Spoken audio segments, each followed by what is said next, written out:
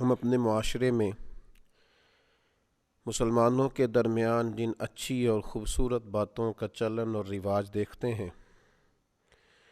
ان میں سے ایک اچھی اور خوبصورت بات یہ ہے کہ مسلمان یہ چاہتے ہیں کہ وہ دوسرے مسلمان بھائیوں سے اپنے حق میں دعا کرائیں۔ کس قدر خوبصورت انداز ہوتا ہے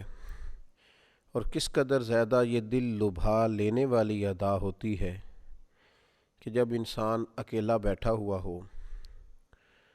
اللہ کی بارگاہ میں حاضر ہو، اللہ کی حمد کرے، نبی رحمت صلی اللہ علیہ وسلم کی عالی مرتبت بارگاہ میں درود و سلام کا نذرانہ عرض کرے اور پھر وہ کسی اور کے لیے دعا مانگنی شروع کرے۔ وہ اپنے کسی مسلمان بھائی کے لیے اللہ کی بارگاہ سے رحمت کا سوالی بن جائے، وہ ہاتھ اٹھا کے ایسے کسی شخص کے لیے جس سے اس کا کوئی لالچ کا رشتہ بھی نہیں ہے، برادری، قبیلہ اور نسبی تعلق بھی نہیں ہے، لیکن وہ اپنی عبادتوں کے بعد اس کے لیے دعا مانگ رہا ہے، رات کی تنہائیوں میں اس کے لیے دعا مانگ رہا ہے۔ اللہ تبارک و تعالیٰ نے اسے موقع دیا ہے، وہ بیت اللہ شریف میں حاضر ہے، مسجد نبوی شریف صلی اللہ تعالیٰ علیہ وسلم کی پرفضا ٹھنڈی اور خوبصورت راتیں اسے میسر ہیں، اور اتنی عظیم الشان جگہ پر جب وہ ہاتھ اٹھائے تو وہ کسی اور کے لیے دعا مانگے۔ کس قدر سعادت افروز اور کس قدر رقت آمیز لمحہ ہوتا ہے جب انسان کسی اور کے لیے دعا مانگتا ہے۔ اولاد کے لیے ماں باپ کی دعا مانگنا یہ بھی بڑا معنی رکھتا ہے، شاگردوں کے لیے استاذ کا دعا مانگنا یہ بھی بڑا معنی رکھتا ہے، اور میرے بزرگ تو فرماتے کہ شیخ اگر مخلص ہو نا، اور اگر وہ راہ سلوک میں اپنے سالکین کو چلا رہا ہو اور اخلاص کے ساتھ ان کی تربیت کر رہا ہو، اور مرشد اگر صحیح معنوں میں مشفق اور مہربان ہو، تو وہ تو جب تنہائی میں دعا کرتا ہے تو مریدین کے لیے پہلے کرتا ہے اور اپنی اولاد کے لیے بعد میں کرتا ہے۔ اللہ کے حضور جب کرم مانگتا ہے تو پہلے ان لوگوں کے لیے مانگتا ہے جو اس سے دین سیکھ رہے ہیں، اس کے بعد وہ ہاتھ اٹھاتا ہے اپنی اولاد کے لیے۔ تو کسی اور کے لیے دعا مانگنا، ایک تو وہ شخص کتنا سعادت مند ہے کہ جسے کسی نے یاد رکھا ہے تو دعا میں ہی یاد رکھا ہے، اسے وہ شخص اس موقع پر یاد آیا ہے جب وہ بندہ رجوع اللہ کر رہا تھا، اللہ کے حضور حاضر تھا۔ دعا عبادت کا مغز بھی ہے، اور دعا اتنی بڑی سعادت ہے کہ انسان اللہ کے حضور حاضر ہے۔ تو وہ شخص کتنا نصیب والا ہے جو آپ کی دعاؤں میں آپ کو یاد آ گیا ہے، اور آپ نے اللہ کی بارگاہ میں عرض کر دیا ہے کہ مالک اس پہ کرم فرما۔ اور پھر یہ شخص کتنا بڑا ہے، کتنا مخلص ہے، اور اپنے سینے میں کتنا کو درد رکھتا ہے دوسروں کے لیے کہ یہ کسی اور کے لیے دعا مانگ رہا ہے۔ اللہ کی بارگاہ میں عرض کر لیا، یا اللہ فلاں کو عطا فرما۔ یہ بھی ایک حسن ہے میرے دین کا، یہ بھی ایک روحانیت ہے کتاب و سنت میں، یہ بھی ایک عنوان ہے، یہ بھی ایک ادا ہے اللہ والوں کی، یہ بھی ایک کمال ہے رب کے بندوں کا۔ قرآن مجید کی سورہ حشر اللہ تبارک و تعالی نے اہل ایمان کا ایک طریقہ اور مسلمانوں اور اپنے حبیب کے ماننے والوں کی ایک عظمت کو، ان کی ادا کو اس طرح بھی بیان فرمایا۔ والذین جاءوا من بعدہم، فرمایا وہ جو ان کے بعد آئے، یقولون، وہ اللہ کی بارگاہ میں عرض کرتے ہیں، وہ کہتے ہیں، ربنا اغفر لنا ولاخواننا الذین سبقونا بالایمان۔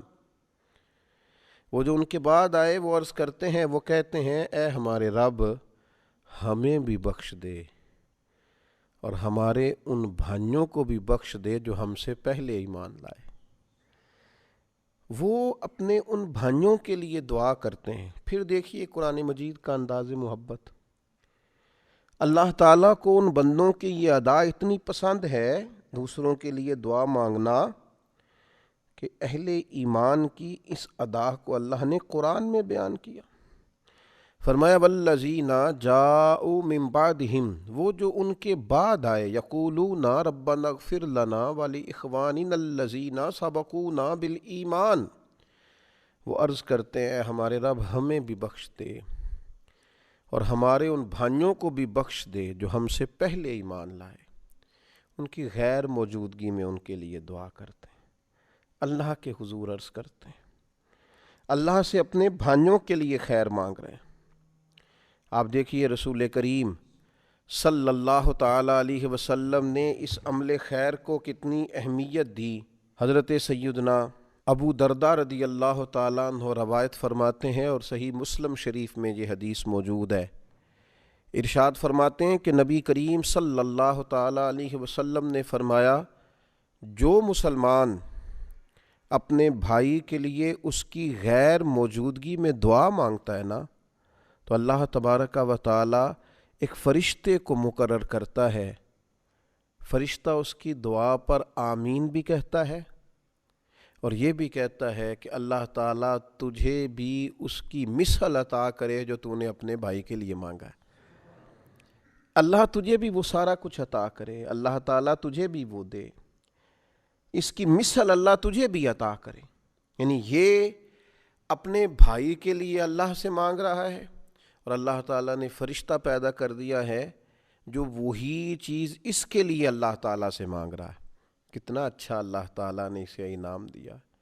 کس قدر زیادہ اللہ تعالیٰ نے بہترین بندوبست فرمایا اس بندے کے لیے جو مالک کی بارگاہ میں عرض کرتا ہے۔ پھر آپ دیکھیے جب ہم اپنے مسلمان بھائی کے لیے دعا مانگیں گے تو ہمارے دل سے اس کا کینہ بھی نکل جائے گا، کسی قسم کا حسد اس شخص کے لیے قائم نہیں رہے گا، کس قدر زیادہ مسلمان کی محبت، مومن کی محبت دل میں آئے گی،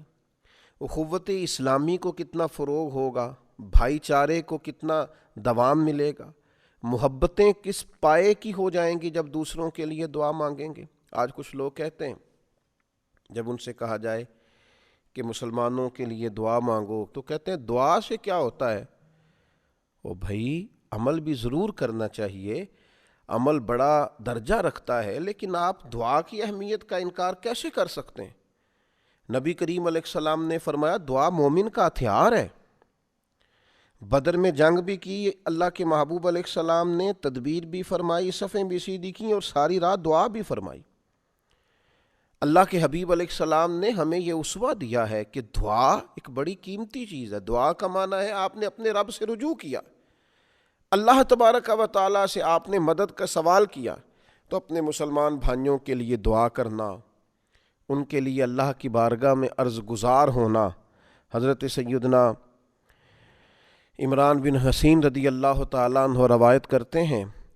اور یہ روایت بھی مسند میں موجود ہے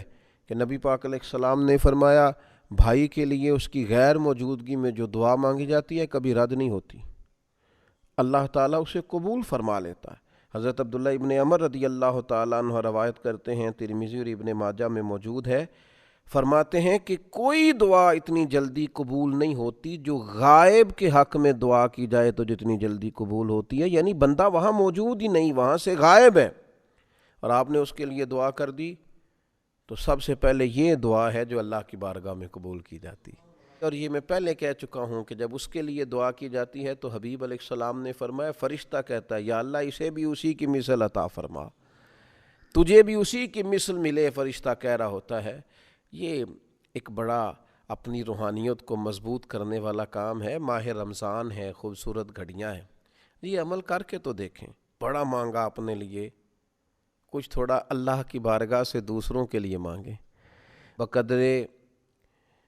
کفایت رزق مانگیں، دوسروں کے لیے عافیت مانگیں، صحت مانگیں، اللہ کی بارگاہ میں اپنے لیے روز ہاتھ اٹھائے،